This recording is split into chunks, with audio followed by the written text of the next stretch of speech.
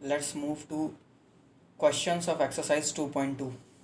Okay, so question number 1 is let a is equal to 1 2 3 up to 14. Define a relation r from a to a by r में ordered pairs आएंगे x, y type के such that 3x minus y is equal to 0 होगा. ठीक है, तो इसे हम ऐसे ही बोल सकते हैं 3x is equal to Y होगा.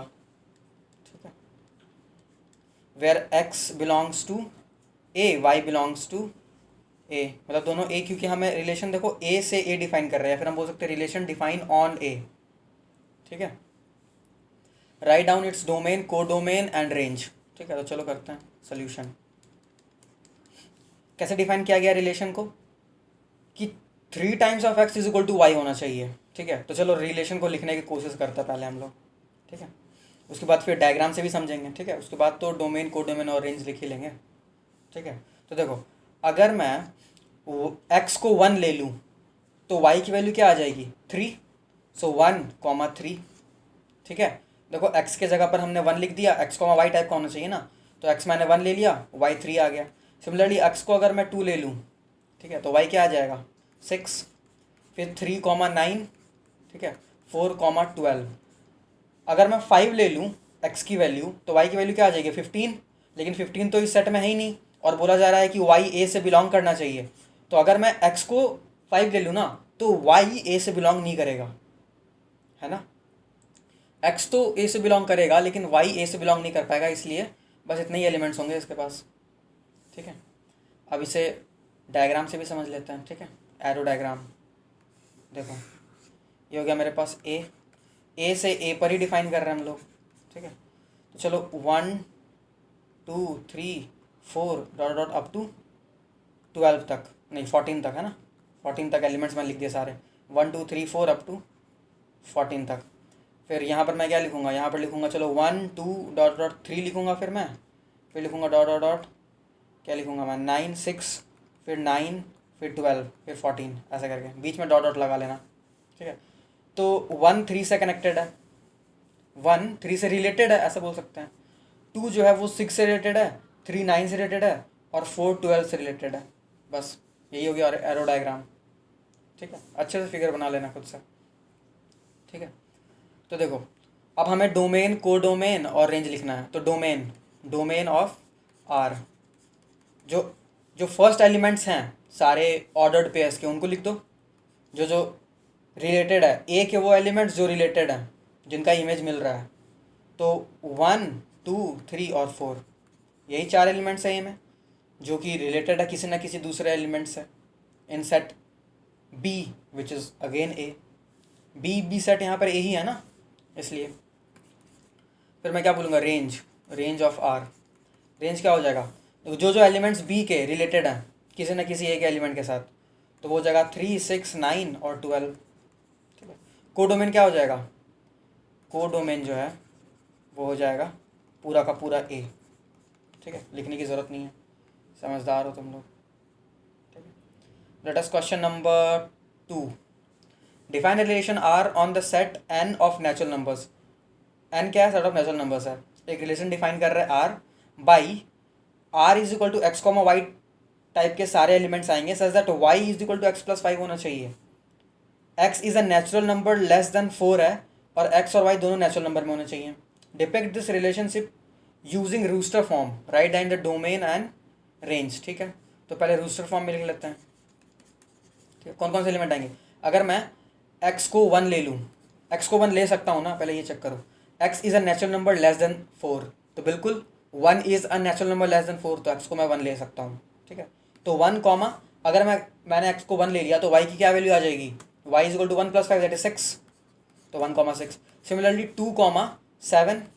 ठीक है, एक्स की वैल्यू मैंने 2 ले लिया तो वाई की वैल्यू 7 मिल गई. फिर एक्स की वैल्यू मैं 3 ले लूँगा तो वाई की वैल्यू क्या मिल जाएगी 8. ठीक है, अब एक्स की वैल्यू एक्स की वैल्यू 4 लेना है या नहीं लेना है. देखो क्या बोल रहा है, x is a natural number less than 4, तो 4 लेस देन 4 थोड़ी ना होता है. 4 तो 4 के इक्वल होता है, लेस देन 4 तो 3 ही होगा अगर नेचुरल नंबर्स की बात करें तो, है ना. तो यही 3 एलिमेंट्स आएंगे मेरे पास. ना डोमेन लिखना है, तो domain of R is equal to क्या हो जाएगा डोमेन, देखो 1 2 और 3 हो जाएगा. सारे फर्स्ट एलिमेंट्स लिख दो ऑर्डर्ड पेयर्स के। फिर range of R, range of R क्या होगा, सारे सेकंड एलिमेंट्स लिख दो 6 7 8। ठीक है, हो गया। और कुछ करना है क्या, राइट डोमेन एंड रेंज हो गया। फिर next question, question number 3। Question number 3 is a is equal to 1 2 3 5, b is equal to 4 6 9, define relation r from a to b by r is equal to x comma y says that the difference between x and y is odd। x और y के बीच का difference odd होना चाहिए, x a से belong करेगा और y b से belong करेगा। Write R in roster form. तो देखो ट्राई करते लिखने का, ठीक है। देखो पहले तो मुझे x लिखना है यहाँ पर, फिर y लिखना है, और उन दोनों के बीच का डिफरेंस एक ऑड नंबर होना चाहिए। तो फॉर एग्जाम्पल चलो मैं x को 1 चुन लेता हूँ, ठीक है। तो अब उसके अकॉर्डिंग मैं y चुनूंगा। y 4 हो सकता है क्या, अगर मैंने y को 4 ले लिया तो इन दोनों के बीच का डिफरेंस क्या होगा, ऑड होगा ना। Difference between x and y is odd. देखो 1 और 4 इन दोनों का डिफरेंस तो 3 आएगा या फिर -3 आएगा। अगर तुम 1 - 4 करोगे तो -3 आ जाएगा, 4 - 1 करोगे तो 3 आ जाएगा। तो यहाँ बताया नहीं गया है किस ऑर्डर में सब्ट्रैक्ट करना है, लेकिन डिफरेंस ऑड तो आ रहा है ना, 3 या -3 दोनों ऑड होता है ना, ठीक है। तो ये एलिमेंट हो जाएगा इस रिलेशन का। सिमिलरली 1 का और मैं किसके साथ पेयरिंग कर सकता हूँ, और किससे रिलेटेड हो सकता है 1, वो फाइंड करो। अगर मैं 1 को 6 के साथ रिलेट करूँ तो देखो फिर भी रिलेशन जो है ना वो स्टैब्लिश हो जाएगा। क्यों, क्योंकि 1 और 6 के बीच का डिफरेंस 5 होता है या फिर -5 होता है, तो ऑड होता है।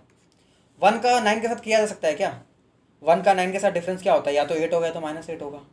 तो 8 या -8 ऑड नहीं होता, इवन होता है। तो 1 का रिलेशनशिप 9 के साथ स्टैब्लिश नहीं हो सकता। 1 can not be paired with 9, ठीक है। अब 2 का चेक करो, 2 का 4 के साथ कर सकते हैं क्या, नहीं कर सकते हैं। 2 आ जाएगा, इवन आ जाएगा। 2 का 4 के साथ, सॉरी 2 का 6 के साथ नहीं कर सकते हैं। फिर 2 का 9 के साथ हाँ कर सकते हैं, तो 2 और 9 आ जाएगा, क्योंकि ऑड आ जाएगा ना, 7 आ जाएगा या फिर -7 आएगा, ठीक है। सिमिलरली अब क्या हो गया, 2 का तो कर लिया ना हमने सारा। 3 का देख लो, 3 का फिर 4 के साथ कर सकते हैं, 1 आ जाएगा। 3 का 6 के साथ हाँ कर सकते हैं, 3 का 6 के साथ करेंगे तो देखो 3 ही तो आएगा। 3 का 9 के साथ नहीं कर सकते हैं, 6 आ जाएगा, तो 6 इवन होता है, ठीक है। सिमिलरली 5 का चेक करो, 5 का 4 के साथ हाँ बिल्कुल किया जा सकता है, 1 आ जाएगा डिफरेंस, ठीक है। 5 का 6 के साथ किया जा सकता है, 5 का 9 के साथ 4 आ जाएगा डिफरेंस, है ना, तो नहीं किया जा सकता। तो ये होगा roster form, write R in roster form, तो लिख दिया हमने, ठीक है। अब तुम x और y के बीच का डिफरेंस निकालोगे तो सारे केसेस में अभी हमने देखा ऑड आ रहा है, ठीक है। तो यही रिलेशन यहाँ पे सेट बिल्डर फॉर्म में रिटर्न है, हमने उसी को रूस्टर फॉर्म में लिख दिया, तो हो गया question. Now next question is question number 4। Question number 4 क्या बोल रहा है, the figure 2.7 shows a relationship between the sets p and q, ठीक है। p और q के बीच का रिलेशनशिप को शो कर रहा है ये figure. Right this relation in set builder form और रूस्टर फॉर्म। तो चलो 4 का पहला नंबर कर लेते हैं, ठीक है। पहले सेट बिल्डर फॉर्म में लिखते हैं। तो सेट बिल्डर फॉर्म में क्या लिख सकते हैं, r is equal to x comma y, इसी टाइप के एलिमेंट्स होते हैं ना रिलेशन में, सच दैट। अब x और y के बीच का रिलेशन ढूंढो, एलिमेंट्स के बीच क्या रिलेशन है। देखो यहाँ पर 5 है तो यहाँ पर 3 है, यहाँ 6 है, यहाँ 4 है, यहाँ 7 है, यहाँ 5 है। कुछ रिलेशन दिख रहा है, क्या रिलेशन दिख रहा है कि x जो है ना वो y + 2 है ना। x को यहाँ पे मैं 5 पुट करूँगा तो y क्या हो जाएगा, 3 + 2। y 3 पुट करूँगा, x को 5 पुट करूँगा तो 3 + 2 5 हो जाएगा। लेफ्ट हैंड साइड और राइट हैंड साइड दोनों 5 के इक्वल हो जाएंगे, है ना। सिमिलरली अगर मैं x को 6 पुट करूँगा और y को 4, तो 4 + 2 = 6 is equal to 6, x is also 6, तो रिलेशन स्टैब्लिश्ड, ठीक है। सिमिलरली 7 और 5 के लिए भी तो ये रिलेशन हो गया, ठीक है। तो ये सब तुम्हें खोजना पड़ेगा, ये प्रैक्टिस करोगे तो दिख जाएगा, ठीक है। नाउ सेकंड वन क्या है, रूस्टर फॉर्म में लिखना है हमें। तो रूस्टर फॉर्म में कैसे लिखोगे, बस लिख दो 5 3 के साथ रिलेटेड है, 6 4 के साथ रिलेटेड है, और 7 5 के साथ रिलेटेड है, ठीक है। हो गया रूस्टर फॉर्म।